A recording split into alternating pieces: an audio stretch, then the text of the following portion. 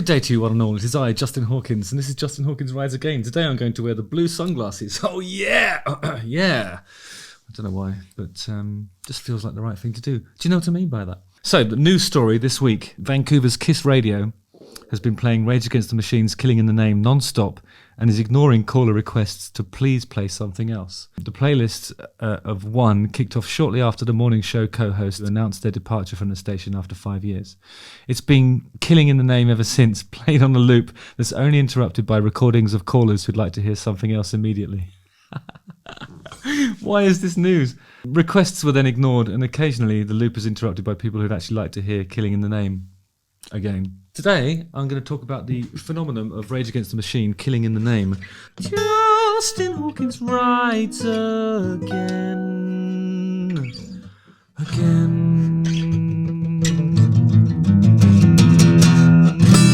It's such a great song, isn't it?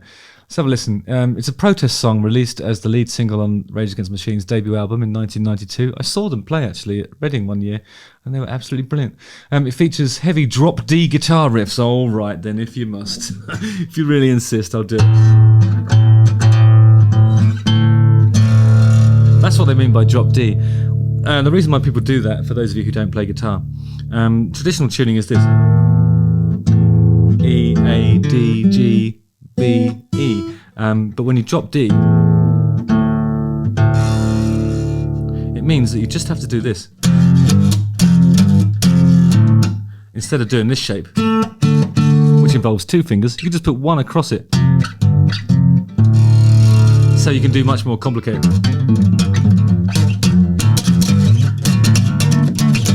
Much more complicated riffs if you want to. A lot of these sort of Soundgarden songs from the 90s had that drop D thing. I think they were probably one of the early pioneers of that type of rock riffery.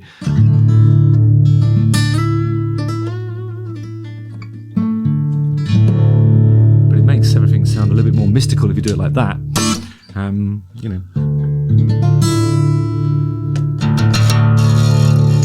But I think if you use it in the riff, it opens a lot of doors and makes you think about the guitar in a slightly different way.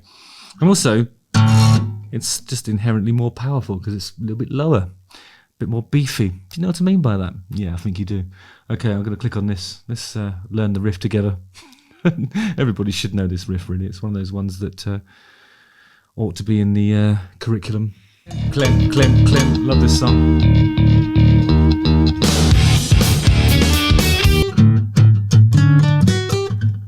Must be a lower way of playing.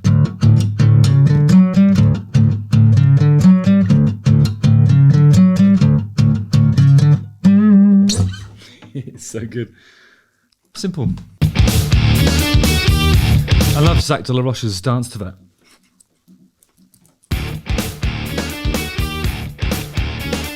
Just having a little wobble around, that's all you need to do. So what's that?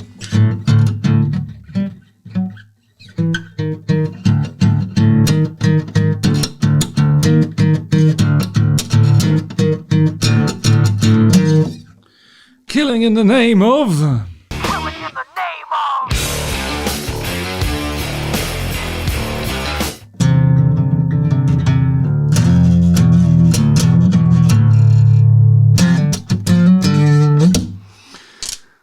It's just a brilliant riff. It's one of those brilliant riffs, isn't it?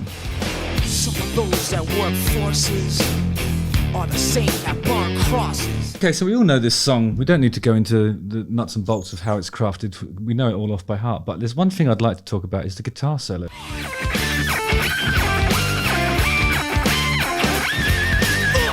So I think there's a pedal. I used to have one here, but where is it?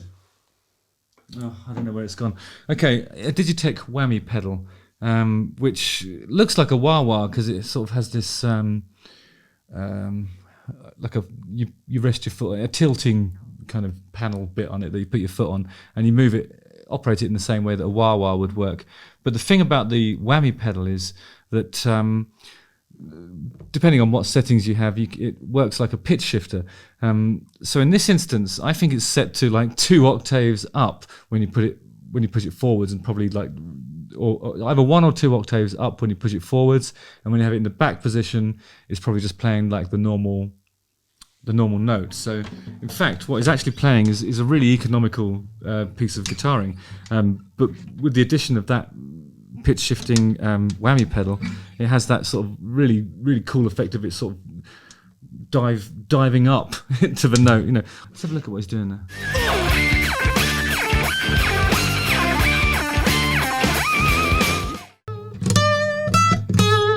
That last bit. But as he's playing those last three notes,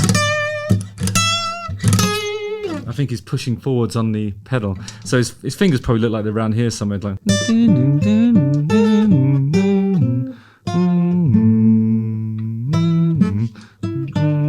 and then there's a bit that goes but again with the whammy pushed forward.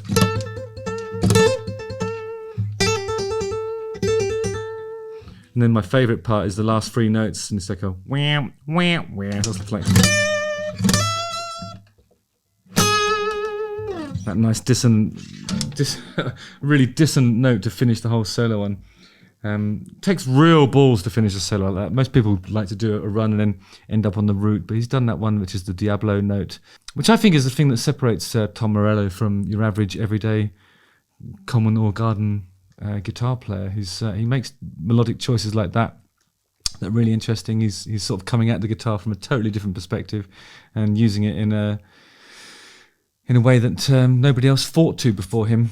It became quite prevalent after that. I actually think that sort of the use of the whammy in that respect was, you see it on things like Radiohead albums even. They were using the whammy pedal as a sort of harmonizer as well, so you would have something that's playing like a major third over it, and if you pull out an arpeggiated chord, then you'll find that it sort of rings and resonates in a really unexpected way, and it can, creates a sort of soundscape that became synonymous with Radiohead. But I think that the guy that really brought it to the front was Tom Morello. He was the one. But he used to use it in this really purely as a pitch shifter. Brilliant. I mean, if you're interested, I can do an episode on the Digitech whammy and all the things that it can do and all the ways that people have used it. It's one of those pedals that changed music, I think, especially in the 90s.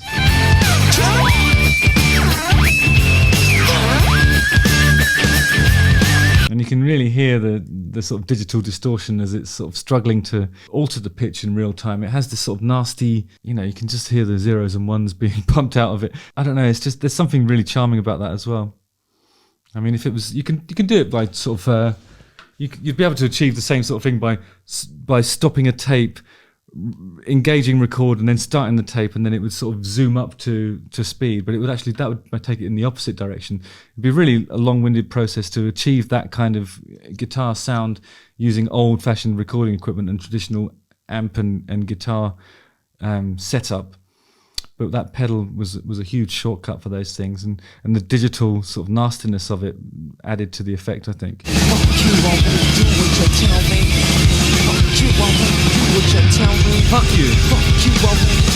Presumably that's the reason why it's being used as a protest song in the context of the disgruntled former radio show employees. I always think that the "fuck you, I won't do what you tell me," it's a lovely refrain, isn't it? I mean, in the sense that we can all relate to that, and there's been times in all of our lives when we're just dying to say that, even if it's just to the guy that you do the paper round for, or your mum or your dad.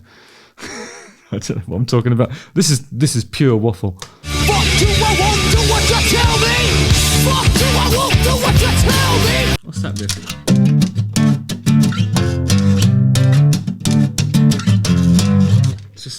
It's always fun to play Rage Against the Machine riffs.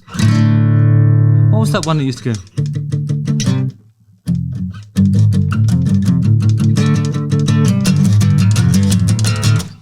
Was that one about having a bullet in your brain? I'm not sure. Or in your head, rather. A bullet in your head.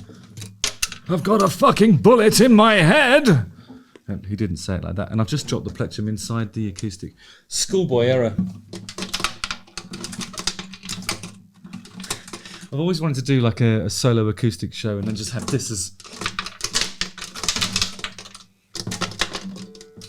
a lovely interlude. Where'd that go? Oh, it's still in there. it always happens.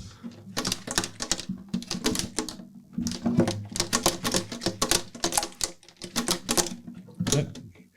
That's going to be in there forever. Shit.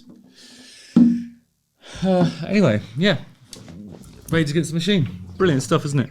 Justin Hawkins rides again.